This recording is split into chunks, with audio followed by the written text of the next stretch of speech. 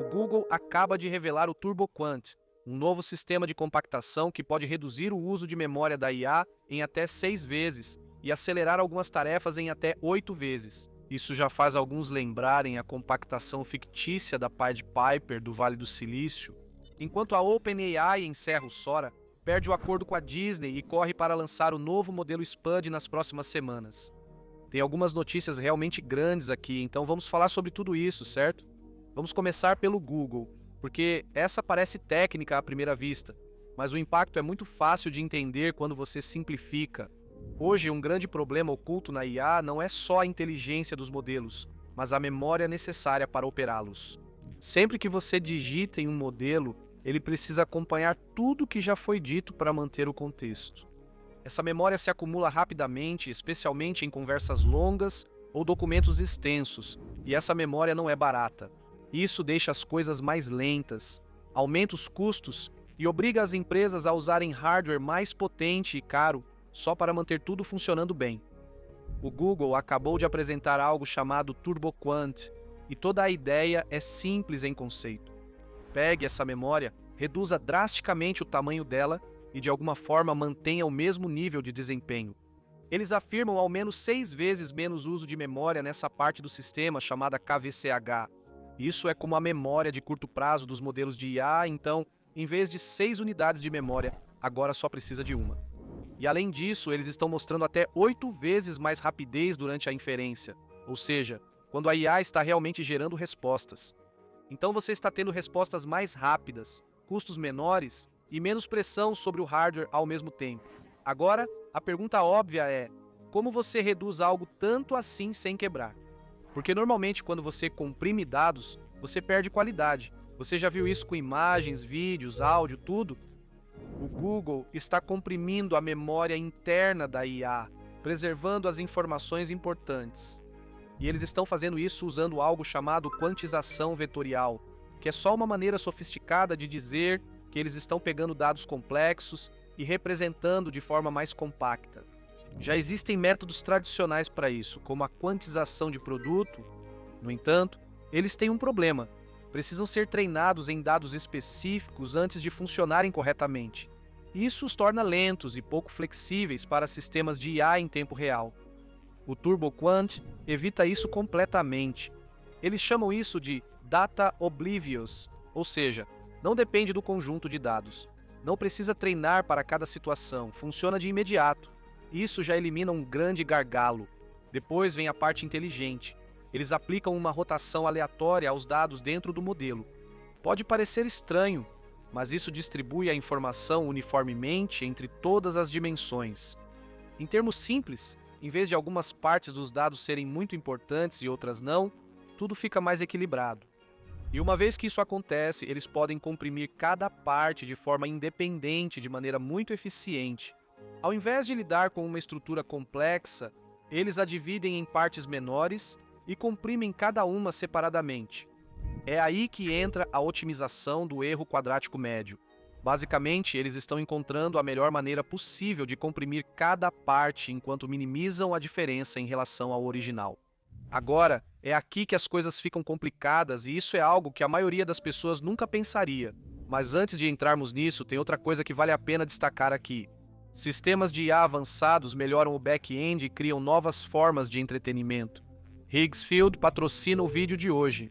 E eles lançaram algo chamado Higgsfield Original Series, que eles descrevem como a primeira plataforma de streaming de IA completa do mundo, focada inteiramente em filmes e séries feitos por IA. Um dos primeiros lançamentos é Arena Zero, onde tudo fica interessante. Filme de ação de 10 minutos criado inteiramente por IA com a Higgsfield por uma pequena equipe de criadores. Na plataforma, personagens, cenários, movimento e resultado final são criados no mesmo fluxo de trabalho de IA. Então, isso não é apenas mais um clipe curto de demonstração ou um teste visual aleatório. É uma obra mais longa e estruturada, com cenas reais, ritmo e progressão de história. Algo muito mais próximo do que você esperaria de uma produção tradicional, só que feito inteiramente com ferramentas de IA. Eles criam um ecossistema onde as pessoas exploram filmes feitos por IA e votam nos projetos que devem continuar. Isso traz uma nova abordagem ao desenvolvimento de conteúdo sendo a principal mudança à medida que a tecnologia avança. Por um lado, plataformas como essa estão transformando esse progresso em conteúdo assistível. Confira a Arena Zero, link na descrição. Agora, vamos voltar a isso.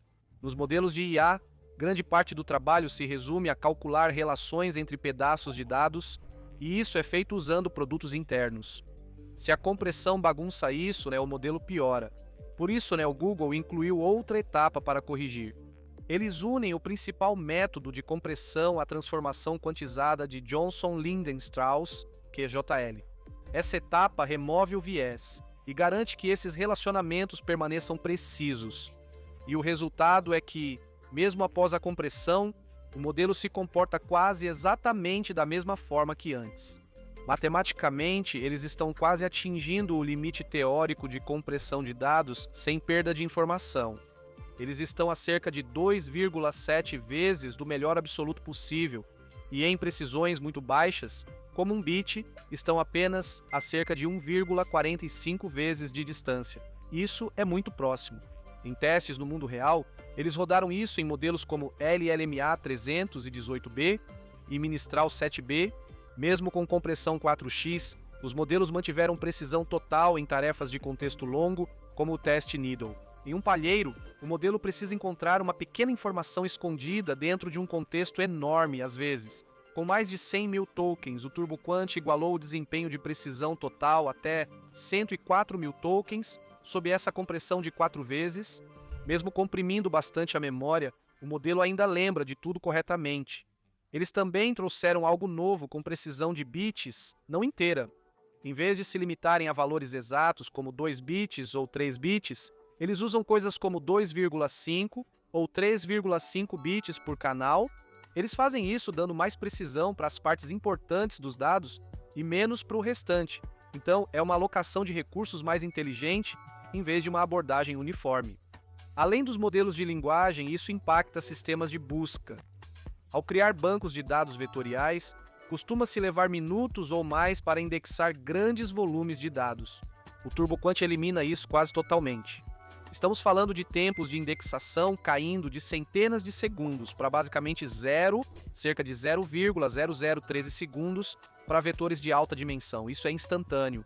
Isso não se trata apenas de economizar memória, mas de tornar sistemas de IA mais eficientes desde a base.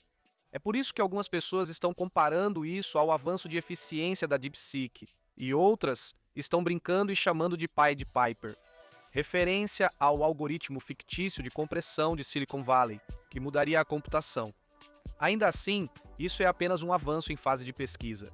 Ainda não foi amplamente implementado e afeta apenas a inferência, não o treinamento, que ainda exige muita capacidade de processamento e memória, então não resolve tudo.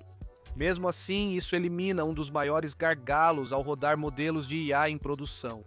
Agora, enquanto o Google está avançando na eficiência dessa forma, a OpenAI está tomando uma atitude bem diferente.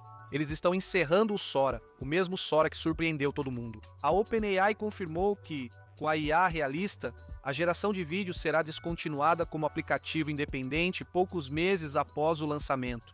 Eles agradeceram aos usuários, reconheceram as comunidades criadas e informaram que vão divulgar os prazos para encerrar o app e a API, além de orientar sobre como preservar o trabalho.